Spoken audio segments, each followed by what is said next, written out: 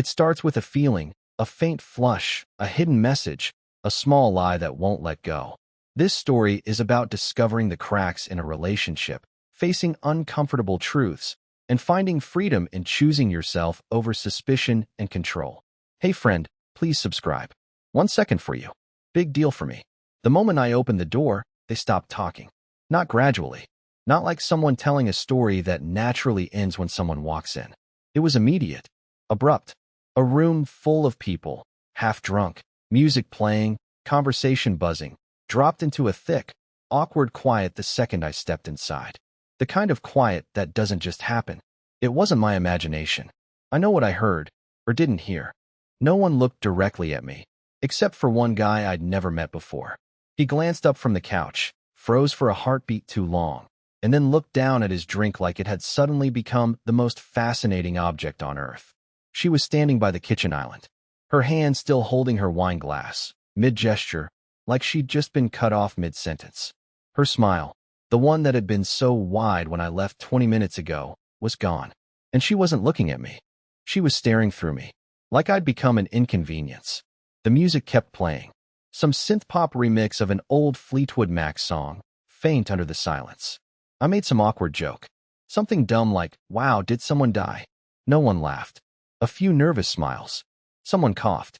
A door closed in the back of the loft. I crossed the room toward her. She finally turned to face me, and that's when I noticed it. The faintest flush in her cheeks, like she'd just come in from the cold. Her pupils were wide, and her voice, when she spoke, was slightly off. Shaky, but trying too hard to sound normal. "Everything okay with the call?" "Yeah," I said. "Just a quick work thing." "Good," she said. Too fast. I wasn't expecting a red carpet when I came back in. But I also wasn't expecting to feel like I had walked into the aftermath of an explosion, one that no one was willing to acknowledge had even happened. They went back to talking eventually. Sort of. But the vibe never recovered. Laughter felt thinner. Eye contact was shorter. And her hand, the one that always used to rest on my arm or back when we were in public, it stayed glued to her glass the rest of the night. I told myself it was nothing. I wanted it to be nothing. But when I couldn't sleep that night, I started replaying everything. The angle of her body when I walked in. The way one guy quietly left the party 20 minutes after me. The slightly too fast way she said good. And then I remembered something that made my stomach twist. There were 2 wine glasses on the counter next to her when I came in, and only one was hers. The next morning, she was humming while making coffee. Just humming. Like nothing happened. Like the air hadn't been thick with secrets the night before. Like she hadn't ignored me half the drive home and gone straight to the shower without saying a word. She made eggs. She asked me if I wanted almond milk in my coffee. I said no. She said okay, just like any other morning. The problem is, it wasn't. That image, the 2 wine glasses on the kitchen counter when I walked back in, it haunted me. One had a faint lipstick mark on the rim. The other didn't. I don't wear lipstick. I've never worn lipstick. But the color wasn't hers either. She only wears darker reds or neutrals, usually matte. This one was a glossy coral pink. Way too bright for her usual vibe. Unless she changed brands. Unless she borrowed it. Unless it wasn't hers. So while she was in the shower that morning, I went outside and checked the car. I don't even know what I was looking for. Maybe I was hoping to prove myself wrong. Maybe I wanted to find nothing. But the second I opened the passenger door, I saw it. A receipt. From a gas station about 12 miles away. Timestamped 5:47 p.m. The party started at 7. It wasn't from the gas station near our house. It wasn't on the way to the party, either. It was in the opposite direction. She told me she left straight from work to come home and get ready. But this receipt, it didn't make sense. Why was she at a gas station nowhere near her office or the party? I stood there for a long time, just staring at it. A small, crumpled piece of thermal paper that suddenly weighed more than I could hold. Later that day, I brought it up casually. "Did you stop anywhere before coming home last night?" I asked, pretending to scroll my phone. She didn't even pause. "Nope. Straight home." "Why?"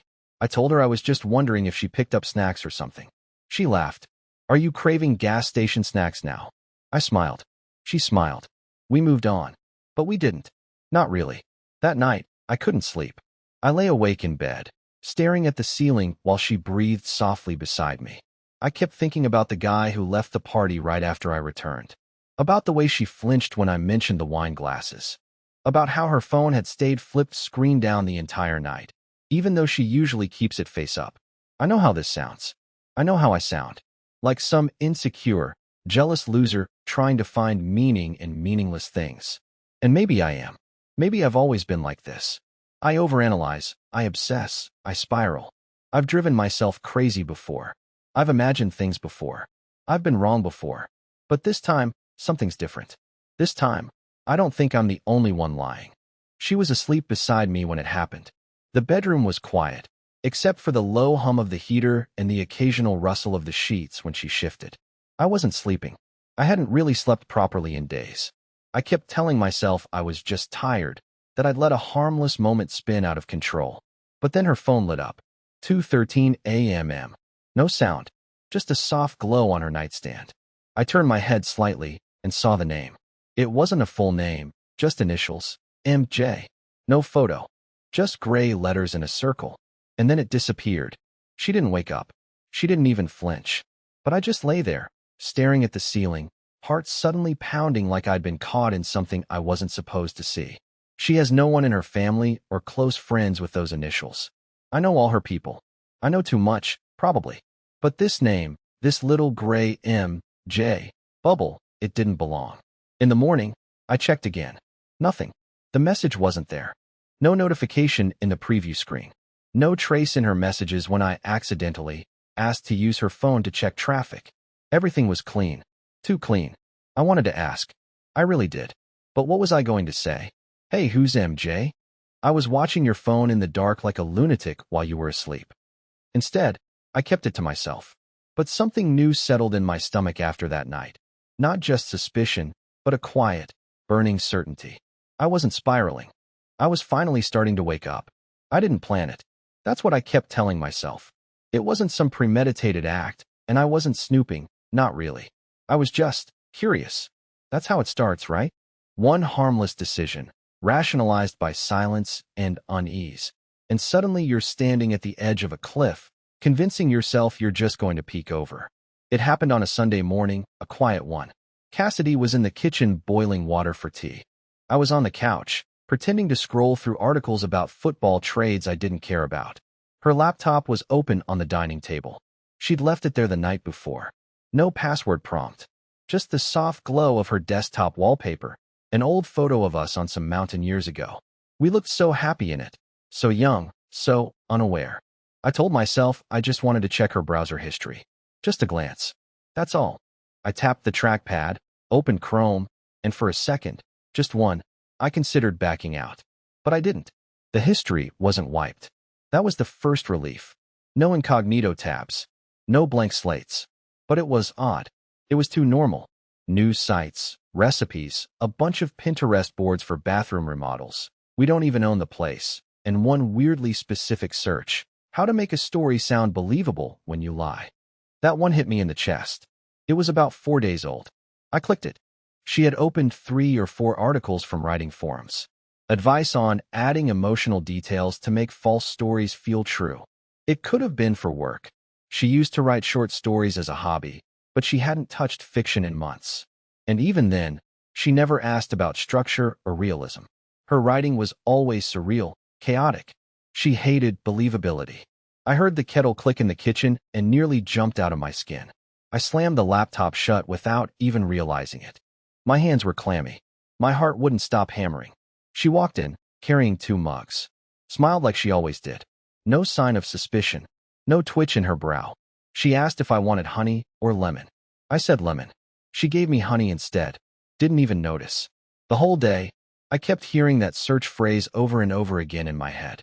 How to make a story sound believable when you lie. What was she trying to explain? And to who? I started keeping notes. Not on my phone, too risky. I bought a cheap little notepad from a corner store, the kind you'd use for grocery lists or budgeting. I kept it hidden in the trunk of my car under the jack. Every time I noticed something that didn't line up, I wrote it down. Times, places, questions I didn't know how to ask. And slowly, the timeline I trusted, the map of my marriage, started to tear at the edges. It started with her business trip 2 months ago, a weekend in Portland. She said it was a small team-building retreat, nothing fancy, just 2 nights, hotel by the river, dinner with colleagues. At the time, I barely thought twice about it. She brought me back a pair of novelty socks and sent photos of vegan tacos from a place called Spore or Spice or something like that. I remember I even joked, "Did you go on a retreat or a hipster food tour?" And she just laughed and said, "Why not both?" But last week, when I was on her laptop again, this time while she was napping, a risk I swore I wouldn't take twice, I checked her photo folders. She's always been organized. Every trip, every birthday, every dumb little outing has its own neat folder with dates in the title. But there was nothing labeled for Portland. Nothing from that weekend. In fact, the last folder she created was from her cousin's wedding 6 months ago. It didn't make sense. She always documents everything. She once made a whole album for a farmer's market visit. So I dug deeper. I checked Google Maps on her phone while she was in the shower. I opened the app, went into the timeline history, held my breath, and scrolled to the weekend she was supposedly in Portland. She never left the city. She didn't even leave the county. Her GPS history showed 3 locations that weekend. Her workplace on Friday night, a boutique hotel downtown for 2 nights, and then a small bookstore on Sunday. That was it. No flight. No Portland. No colleagues. Just one location that stood out, the hotel. I Googled it. Not a chain. Definitely not a business retreat kind of place. Romantic. Expensive. Candles in the rooms, rain showers, mood lighting. The kind of place you book for someone you're trying to impress. I felt sick. She hadn't even bothered to turn off location history. That's how untouchable she felt. How sure she was that I'd never look, never doubt her, never ask. And maybe that's on me. Maybe I let my loyalty become blindness. Maybe I gave her so much trust that it became camouflage. I sat there on the edge of our bed that night, staring at the framed photo of us from 3 years ago in Yosemite, smiling like idiots, arms tangled, a mountain behind us that looked fake in its perfection. She was brushing her teeth in the bathroom, humming some soft tune I didn't recognize. And all I could think about was how good she'd become at humming when she's hiding something. I told myself I'd never do it. Never be that guy. The guy parked 2 blocks away, hiding behind a half-empty coffee cup and pretending he's just waiting on a friend. The guy checking the time every 3 minutes, heart pounding like he's committing a felony when really, he's just watching. But that's exactly who I became. She said she had a dentist appointment that morning. I didn't ask where. I just nodded and said, "Good luck." She left the house in gym clothes. No makeup, hair tied up like she always does when she doesn't want to be noticed. But I noticed. I noticed everything now. I waited 10 minutes, then followed. I didn't expect her to go to the dentist, not really. But I definitely didn't expect her to pull into a residential street 3 neighborhoods over, park her car, and walk straight into a gray house with a yellow door. No hesitation. No knock. Just walked in. I sat there in my car for 25 minutes. At first, I told myself maybe it was a friend's place. Maybe she was dropping something off. But she didn't come back out. And the longer I sat there, the more absurd it became to keep making excuses for a woman who didn't even think to lie convincingly anymore. Then something happened I didn't expect. The door opened. She stepped out with someone. A man. Tall. Older than me. Gray in the beard. He wasn't touching her. Not holding hands. Not kissing. Not even standing too close. But there was something in the way they moved. That casual familiarity. That silent rhythm 2 people only have when they've already crossed whatever line they swore they wouldn't. They both looked down the street. And for one terrifying second, she saw me. I know she saw me. But she didn't react. No flinch. No double take. Just turned to him, said something, smiled, and went back inside. Like I was just another stranger in another car on another quiet street. She didn't mention it. Not that day. Not the next. Not even a subtle comment about me being out and about, or asking if I had errands that morning. Nothing. Just silence, which somehow felt louder than if she'd screamed at me. I started to wonder, maybe she didn't recognize my car. Maybe she saw me but convinced herself she didn't. Or worse, maybe she knew exactly what I was doing there and simply didn't care. That night, she cooked my favorite dinner. Creamy garlic chicken, roasted sweet potatoes, that kale salad I always say I don't want but always eat. She lit candles. Played that lo-fi jazz playlist she knows I like. She even poured me a glass of the good wine, the bottle we'd been saving for something special. The same one she forgot we even owned 3 months ago. We sat across from each other like nothing was wrong. She asked how my day was. I lied. Said it was slow. She smiled and said, "You look tired." I nodded. I was beyond tired. I was depleted. Hollow. Eating out of politeness. Watching her fork movements more than the conversation. Every casual word from her mouth felt like a needle slowly pressing into skin. Deliberate, controlled, not deep enough to scream about, but constant. After dinner, she curled up on the couch next to me and put her head on my shoulder like she used to. I didn't move. I didn't put my arm around her. I didn't even breathe properly. I just sat there, stunned, as she scrolled through her phone, laughing at a reel, pausing to show me a dog wearing sunglasses. I nodded. I smiled. I don't even know why. She fell asleep on me, eventually. Warm, peaceful, like she was safe. Like I was still her home. But I didn't sleep that night. I just stared at the ceiling, again, thinking about the yellow door. The man. The silence. The way she played this entire evening like a well-rehearsed monologue. And I realized, this wasn't guilt. This was strategy. She wasn't sorry. She was managing the version of herself I still believed in. The thing about silence is that it teaches you to listen differently. Not to words, to spaces between them. The skipped eye contact. The overly tidy stories. The gaps where affection used to live. For weeks, we lived in a fragile script. She played the devoted wife. I played the fool who didn't know. But I did know. And she knew I knew. We were two actors stuck in a final scene, both pretending not to hear the director whispering, "Cut." Then one morning, I woke up before her. The light was barely coming through the blinds. She was turned away, curled up like she always used to when she felt safe. And I just watched her breathe. And for the first time, I didn't feel anger. I didn't feel hurt. I felt distance. And in that distance, I felt something I hadn't touched in months. Clarity. I didn't need proof anymore. I didn't need to dig or confront or scream or fall apart.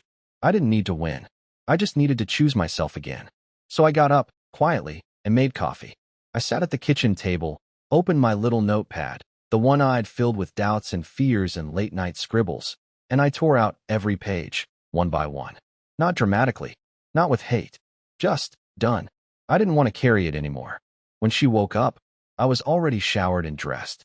I told her I was going to stay with my brother for a few days. She asked why. I said I needed space. She didn't argue. She nodded, and for a moment, I thought I saw something real in her eyes. Not panic, not guilt, just something close to relief. I didn't ask questions. I didn't need the final speech. A week passed, then another, and with each day, I remembered who I was before I started making excuses for someone else's secrets. I started sleeping again. I started laughing again. I started imagining a life where peace wasn't something I had to fight for every day. And one morning, I woke up and realized I felt light. Not because I had answers, but because I had myself back. I never confronted her about the man. I never asked about the messages or the hotel or the lipstick that wasn't hers. I didn't need to. That version of her, the one I built from trust and memory and denial, no longer lived in me. And the real one, whatever version she chose to be, could no longer hurt me. And that, surprisingly, felt like freedom. Not loud, not cinematic, not revenge-filled. Just quiet, steady freedom. And for the first time in a long time, I felt okay. Please like the video and share your thoughts in the comments. I read them all.